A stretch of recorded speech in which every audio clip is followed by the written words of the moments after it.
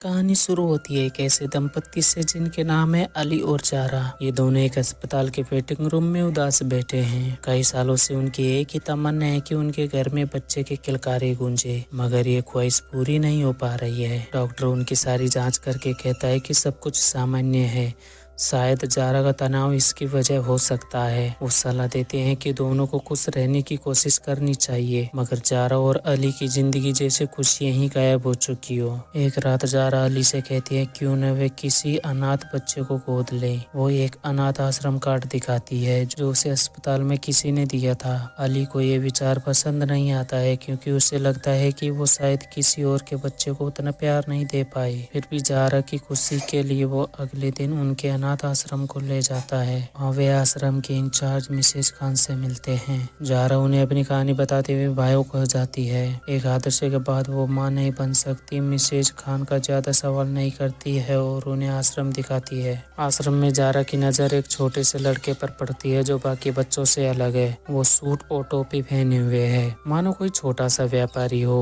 वो जारा को देखकर मुस्कुराता है और जारा का दिल उसकी मासूमियत पर आ जाता है। मिसेज खान बताती है कि उनके बच्चे खास है और गोद लेने की प्रक्रिया में समय लग सकता है। घर लौटते वक्त वो लड़का फिर जारा को देखकर हाथ हिलाता है और जारा भी जवाब में मुस्कुराती है। अली और जारा की जिंदगी अपने रास्ते पर चल रही है। अली एक खिलौना फैक्ट्री चलाता है, मगर मंदी की वजह से उसका कारोबार डूबने की कगार पर है। जारा एक किताबों की दुकान चलाती है और बच्चों की कहानियां लिखती थी, मगर अब उसने लिखना छोड़ दिया है। एक दिन जारा घर लौटती है, तभी दरवाजे पर दस्तक होती है। वो दरवाजा खोलती है तो वही अनाथ आश्रम वाला लड़का सामने खड़ा होता है। वो अपना नाम एलियास बताता है और कहता है कि आश्रम ने उनकी अर्जी मंजूर कर ली है। जारा हैरान हो जाती है क्योंकि उसे कुछ समझ नहीं आता है। एलियास घर में आकर चाय मांगता है, मगर जारा उसे दूध देती है। वो टीवी पर कार्टून के बजाय न्यूज चैनल देखने की जिद करता है, जिसे देखकर जारा को वो थोड़ा अजीब लगता है। जारा तुरंत अली को बुलाती है और दोनों आश्रम जाकर सच जानने की कोशिश करते हैं। रास्ते में एलियास अली से आर्थिक मंदी और कारोबार की बात करता है, जो सुनकर दोनों हैरान हो जाते हैं। आश्रम में पता चलता है कि मिसेज खान बीमार होकर अस्पताल में हैं। आश्रम की कर्मचारी सारा उनके कागजात देखकर कहती है कि सब ठीक है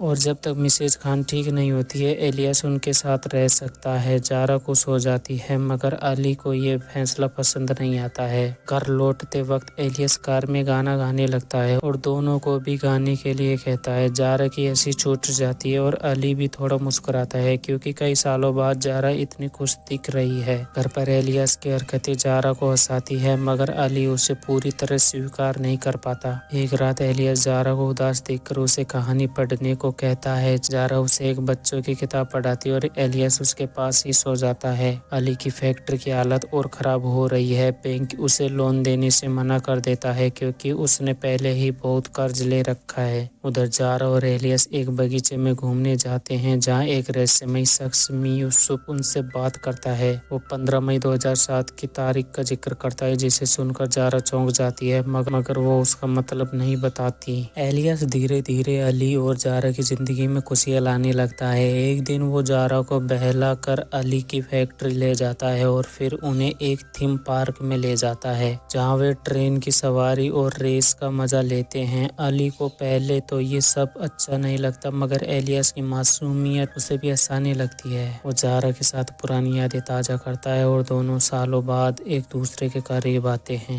एक दिन जारा एलियास को एक बंद कमरे में सेम नाम के बच्चे का टेडी बियर लेते देखकर गुस्सा हो जाती है। वो उसे उस कमरे में जाने से मना करती है। उसी रात एलियास चुपके से बगीचे में मिस यूप से मिलने जाता है और अपनी नई फैमिली की बातें करता है। अगले दिन एक बिजनेसमैन अली को उसकी फैक्ट्री बेचने या नए विचार लाने का कहता है। अली निराश होकर अपने पिता की कब्र पर जाता है जहाँ मिस यूप उसे जिंदगी में आगे बढ़ने की प्रेरणा देता है। एलियास की एक बात से अली को मिस्ट्री बॉक्स का आइडिया आता है। वो अपनी फैक्ट्री के पुराने खिलौनों को एक खास बॉक्स में पैक करता है जिसके अंदर क्या है। एलियास इस प्रोजेक्ट की प्रेजेंटेशन देता है और बिजनेसमैन उसकी मासूमियत और आइडिया से प्रभावित होकर ऑर्डर दे देते हैं। अली की फैक्ट्री फिर से चल पड़ती है। एक रात जारा और अली एलियास को अपने बेटे सैम के बारे में बताते हैं जो 2 साल पहले एक हादसे में चला गया था। वो उसे सैम का कमरा दिखाते हैं जो वैसे ही रखा है। दोनों अपने दर्द और आंसुओं के साथ बाहर निकलते हैं और एक दूसरे का सहारा बनते हैं। मिस यूब की सलाह से अली समझ जाता है कि अतीत को पकड़कर नहीं बल्कि वर्तमान में जीकर खुशियां पाई जाती है। क्रिसमस की रात यूसुफ उनके घर आता है। सब मिलकर हंसते हैं, खेलते हैं। जारा उसे कुछ पैसे देती है ये कहकर कि वो भी किसी का बेटा है। उसी रात जारा अली को बताती है कि वो माँ बनने वाली है। दोनों खुशी से झूम उठते हैं। अगली सुबह एलियस गायब हो जाता है। आश्रम से पता चलता है कि वहाँ एलियस नाम का कोई बच्चा था ही नहीं। जारा को समझ आता है कि एलियस और मिस यूब शायद कोई खास व्यक्ति थे जो उनकी जिंदगी में खुशी लाने के लिए आए थे।